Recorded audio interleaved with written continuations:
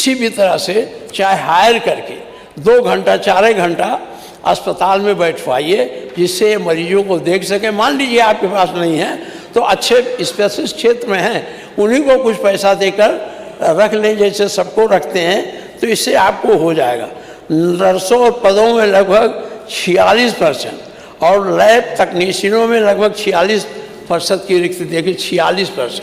इसको भरने की कोशिश करिए। बिस्तरों की कमी है वो सब छोड़िए, बस इतने। आपको ज़्यादा कहेंगे तो वैसे आप बहुत इस समय मेहनत कर रहे हैं, तो मैं आपको नहीं दौड़ाऊंगा। आपसे निवेदन करता हूँ, बाबा हंस रहे हैं मुख्यमंत्री जी, मैं आपसे इतना निवेदन करूँगा कि आप थोड़ा हम लोगों की तरफ भी आइए। अभी ये उन्नाव हरदोई न देखिए, देखिए सबसे बड़ी जटिल बीमारियां पूर्वी उत्तर प्रदेश में है, क्योंकि यहाँ पानी की समस्या है। वो पानी नहीं मिल पा रहा है जो हमारे स्वास्थ्य के लिए आर्सेनिक पानी है, कहीं ब्लॉक में कुछ है, तो वहाँ थोड़ा एक बार आप दौरा कर लेंगे।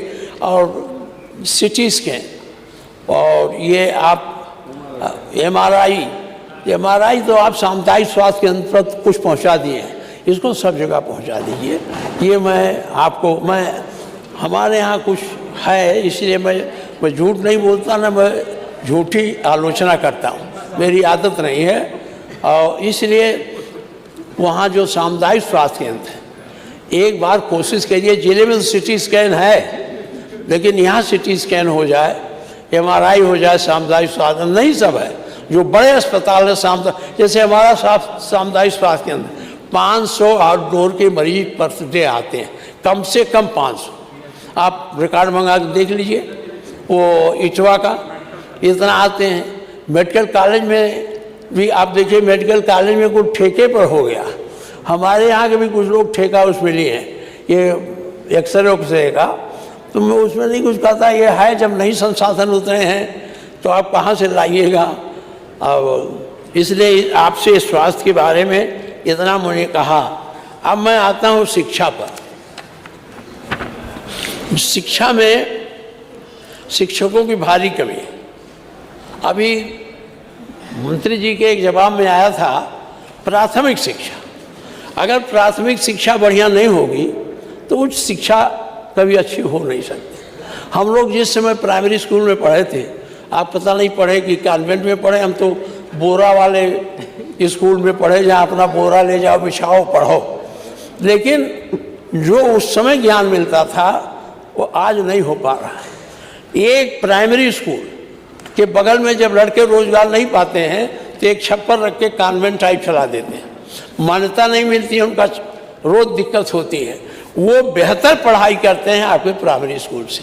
आपने अब कंपोजिट विद्यालय खोला है, लेकिन वो भी 2 ही खोला है जिले में कंपोजिट विद्यालय। अब मुकाबला करना पड़ता है, तो ग्रामीण स्तर का बच्चा, जो पिछड़े वर्ग के लोग हैं, गरीब लोग हैं, जो इन स्कूलों से पढ़ के आते हैं, इन कॉन्वेंटी स्कूलों से जब उनका मुकाबला पड़ता है तो कमज़ोर हो जाते हैं। तो आप कहते हैं इनका नंबर ही नहीं आया, नौकरी कहाँ से, पढ़ने की सुविधा देंगे नहीं और नौकरी में कहेंगे इनका नंबर नहीं आया। इसलिए इस व्यवस्था को थोड़ा सुधार करिए। क्यों आप 70,000 देते हैं, कभी कभी प्राइमरी स्कूल का टीचर 1 लाख पाता है, वो 1 लाख पाता है, 3-4 हज़ार वाले लड़के इतना बढ़िया पढ़ाते हैं, क्यों नहीं पढ़ाता। आपने शिक्षा, खंड शिक्षा कहाँ है, मंत्री जी नहीं है। खंड शिक्षा अधिकारी, खंड शिक्षा अधिकारी रखे गए हैं, उनकी देख रेख के लिए रखे गए हैं। अभी हम तो परेशान थे, मैंने बड़े मेहनत से जाके छुट्टी पाई।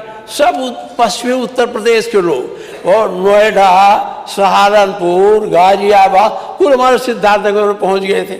बड़े अच्छा लड़के पहुँचते, लड़कियाँ पहुँच गई थी, परेशानी थी।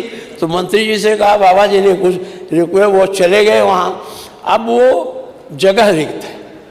हमारे गांव में भी एक शिक्षा मित्र है, हमारे गांव के स्कूल में नई मास्टर हैं। अब मंत्री जी से कहता हूँ तो कहते हैं हमारे पास शिक्षक बहुत भरे पड़े हैं। अभी आपने अपने जवाब में ही बताया परसों, कई हज़ार शिक्षक खाली।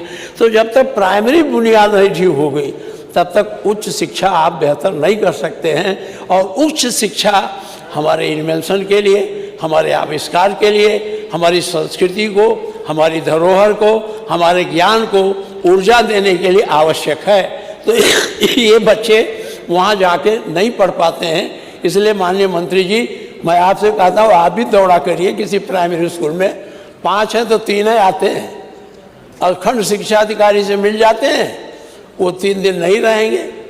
तो इस पर ज़रा आपको ध्यान देना है। और दूसरी बात है, जब प्राथमिक से हम पास करके मिडिल में जाते हैं तो मिडिल की व्यवस्था ठीक करनी चाहिए। जब आदमी मिडिल, जिसे आप जूनियर हाई स्कूल कहते हैं, जूनियर हाई स्कूल तक अगर अच्छी शिक्षा मिल जाएगी तो आपको मैं बताता हूँ आगे चल करके लड़के कभी ड्रॉप आउट क्यों होता है। ड्रॉप आउट आपको दिखा दे तो आप वो हो जाएंगे। ड्रॉप आउट ये माध्यमिक स्तर पर बच्चों में स्कूल छोड़ने की दर अधिक है। लड़कियों के मामले में यह दर लगभग 15% है। ड्रॉप आउट हो जाते हैं, छोड़ देते हैं। कारण क्या है? उनका मन लगता नहीं। अच्छा, वो सोचते हैं रोजी रोटी मिलेगी नहीं, वो अपना रिक्शा चलाने चले जाते हैं, बम्बई चले जाते हैं, अहमदाबाद। तो इसको अगर बेहतर करेंगे तो गरीबों के लड़के भी पढ़ लेंगे। अब हम लोगों की भी हैसियत ऐसी नहीं है कि हम उसमें सिटी मान सिस्टम पढ़ावें। एक लड़के की फीस इतनी है। अच्छा, एक चीज़ और करिए माननीय मुख्यमंत्री जी, कानून बनाकर इन जो कॉन्वेंट या इस तरह के स्कूल हैं जहाँ 5-5 लाख 20-20 हज़ार पर मंथ फीस लेते हैं, कानून बनाकर इनको रोकिए, इनको एक सीमा तक लाइए। जब तक कानून नहीं बनाएगा, मानने वाले नहीं हैं ये उसको व्यवसाय समझनी है, शिक्षा को आय का साधन समझनी है। इसलिए ऐसे लोगों को आप घेरे में, ये कौन है स्कूल है, ये जयपुरिया है, ये कौन है, फलाना है। बाबा आपको बताया नहीं, जयपुरिया वाला मुझे बुला ले गया कानपुर अपने स्कूल के उद्घाटन में। तो हमने पूछ लिया गरीब लड़कियों को कितना फीस लेते हो, क्यों इतना लेते हो? वो नाराज हुआ, तब से हमको बुलाया भी नहीं।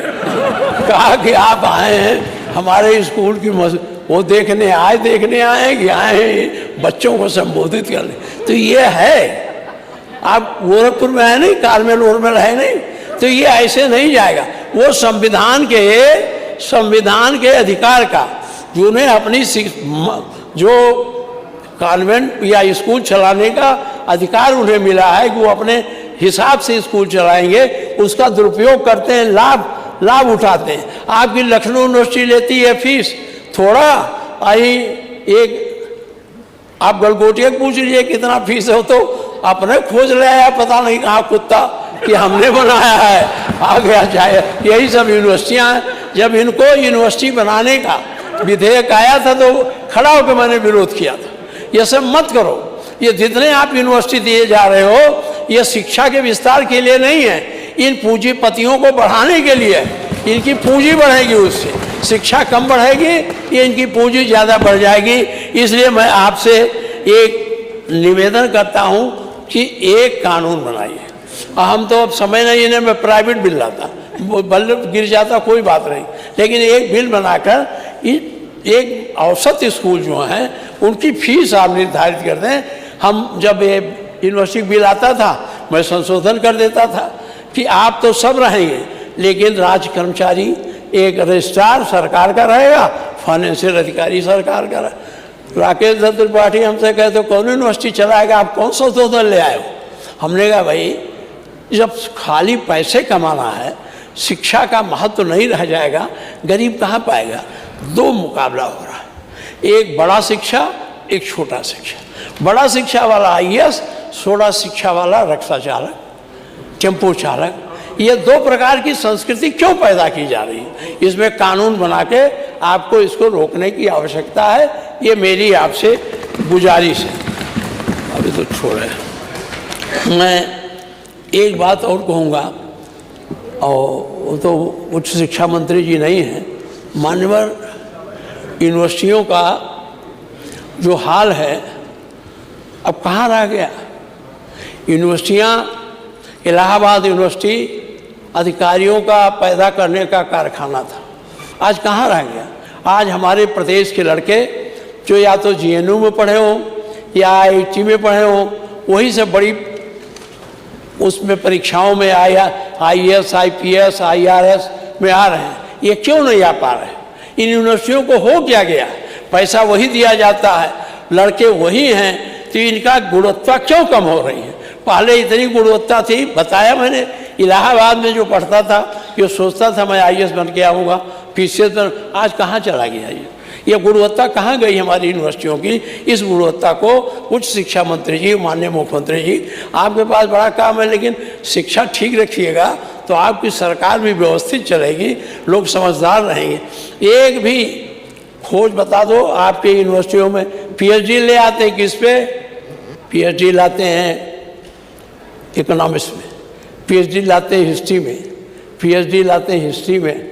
PhD बड़े इन्वेंशन जो साइंस के या जो टेक्नोलॉजी है उसमें कितने लड़के PhD ले पाते हैं?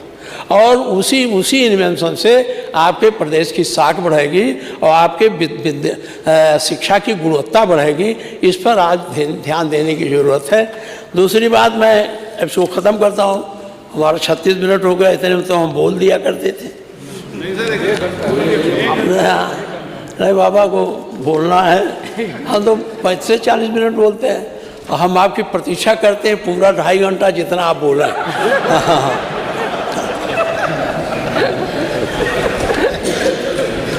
मास्टर, ये बेरोजगारी पर काफ़ी बात हो गई है, मैं उस पर ज़्यादा नहीं कहूँगा। ये अभी राजभर जी हमारे साथियों के बीच में बेरोजगारी पर बात, मान्यवर बेरोजगारी सरकारी नौकरियों से नहीं आएगा। बेरोजगारी स्वरोजगार, औद्योगिक विकास, इस सब से जाएगा। अब पलायन की बात कर रहे थे, हम लोग दुर्भाग्यशाली हैं। अब बाबा जी वहीं मुख्यमंत्री जी वहीं चले गए कि पूर्वी उत्तर प्रदेश इतना पलायन किया, जो मॉरिशस गया मैं तो वहाँ पता चला कुल गोरखपुर और बलिया के भरे हैं। फिजी गया तो वहाँ यही लोग भरे हैं। अरे त्रिनीदाद कहाँ है? पनामा से जाना पड़ता, वहाँ भी यही के लोग भरे हैं। तो ये पूर्वी उत्तर प्रदेश पलायन का आधार बना था। माननीय मुख्यमंत्री जी, आप निवेश बहुत ला रहे हैं, मैंने उस दिन भी आपसे कहा था ये निवेश जरा हम लोगों के जिलों में लाइए। जो कमज़ोर ज़िले हैं, जिनको आप दूसरे दृष्टि से कहते हैं, इन ज़िलों में पूर्वी उत्तर प्रदेश में अच्छा काम किया आपने, मैं उसको जानता। हम लोग जब पढ़ते थे गोरखपुर यूनिवर्सिटी, तब कारखाना खुला था खाद का, बंद हो गया था, आपने चालू करा दिया।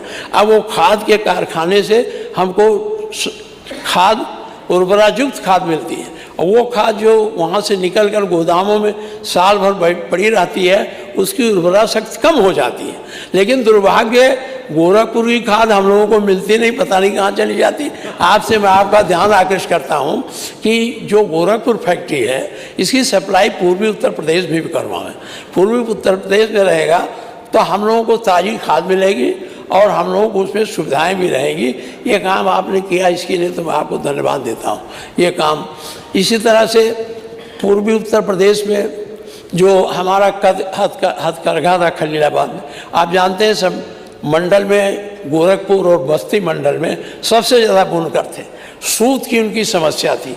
उसके लिए पुरानी सरकार ने, जो भी रहे हो, कांग्रेस हो कोई रही हो, उसने हथकरघा मिल स्थापित किया था। आज वो मिल पता नहीं कहाँ चली गई।